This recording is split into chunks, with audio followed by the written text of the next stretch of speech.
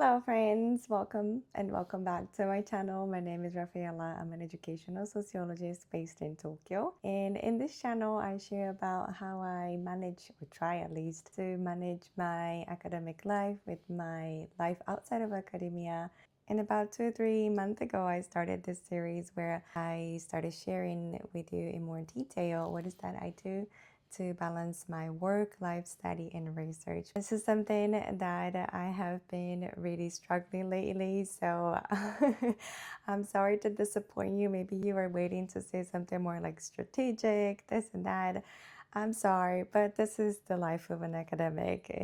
It is pretty unpredictable, especially this year that I started teaching more classes and I have some research projects going on. I had a research grant application, and on top of that, about a month ago, I fractured my pinky playing volleyball. For about a month, I was really struggling to balance everything, especially because I use my computer a lot and I wasn't really able to type the keyboard as usual. So it was taking me double the time that it would usually take me to do a simple task. And I started realizing that I was kind of like falling back into my old habit, let's say, of just leaving things until last minute. And that's when I realized that, oh my gosh, I really have to do something, figure out what works for me, even in this condition that I am right now, because if not, I would just continue to make my problems even bigger. So in today's video, I'll be sharing with you how I have been kind of surviving this month and how I've been still enjoying life even though I have been super busy. In the month of June, I think I barely spent the weekends at home. I was either traveling for field work or conference. I also had a personal private trip with my family. So I was barely staying at home, and as you can guess, my house was a bit messy. But one thing that has always helped us, because my husband is also very busy, one thing that has helped us stay more organized in the house is to keep less things as possible. Recently reorganized my clothes. I noticed that there were some clothes that I was not wearing anymore. So I started organizing my winter clothes with my summer clothes. Those are simple things, but it has been helping me a lot because every time I wake up in the morning, I more or less know what I will be wearing that day. Another thing that we have been doing is meal prep. My husband is in charge of that.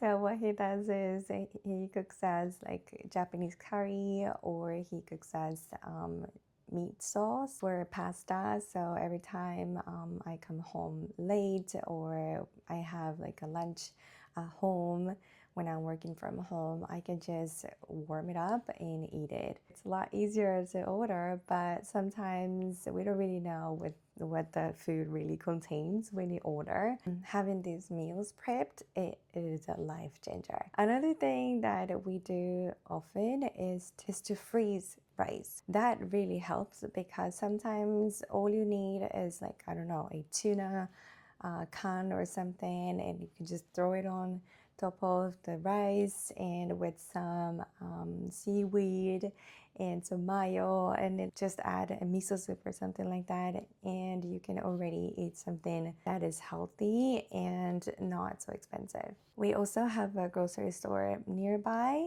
so we just buy some fish. I will leave a picture up here of a pan that we use to fry food in the microwave. I mean, it sounds a bit confusing, but this is a little pan that you use for microwave, but it can actually fry.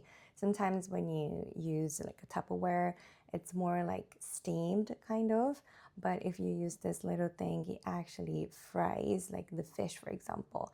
And the best part is that it keeps the smell inside the container. So it really facilitates our life because we don't have to do a lot of cleaning. We also go to Costco once in a while to stock some frozen food. Also, we buy meat and I like to freeze it in like small portions. So even if I'm eating by myself at home, I can just use this small portion instead of cooking the whole thing. One thing that has been quite challenging for me to keep up with is to go to the gym, but still I have been making at least 1 hour per week so that I could exercise, especially now that I'm not playing volleyball. I'm not doing much of a cardio, so I really need to burn some calories before the summer. I think I've been going to the gym for about 4 or 5 years now. Wow. That surprises me really. When I started going to the gym, I was doing my PhD. I was also working at the same time. So it was really challenging to find the time and energy, I would say, to go to the gym. But my secret to be consistent to the gym is definitely find the gym close by your house. We moved into this apartment that they have a gym inside the building, so it really facilitates. And the best part is that it's rarely crowded. I think there's always 1 or 2 people using the gym, so you don't have to be waiting to use the machines, nothing like that. So that helps a lot. And you don't have excuses to make when it's raining, for example. It's downstairs, so you gotta go.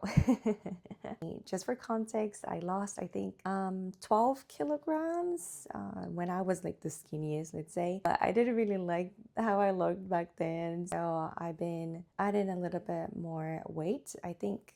But at the end, I'm keeping still like minus 8 kilograms. One more thing that I really prioritize when it comes to my life outside of academia is to spend time with people I really love, who are obviously my family and my friends. I also play volleyball to have that social connection with people. I love doing field works as well because I get to learn so much from my research participants. So having this time to actually connect with people is something that really makes me feel good. And most of the times when we are doing research, we read by ourselves, we write by ourselves. So it's easy to feel lonely. I'm pretty much an overthinker, so especially when I'm by myself, I end up thinking about so many different things, especially like negative things, like what if I don't get this research grant? What if my paper don't get accepted?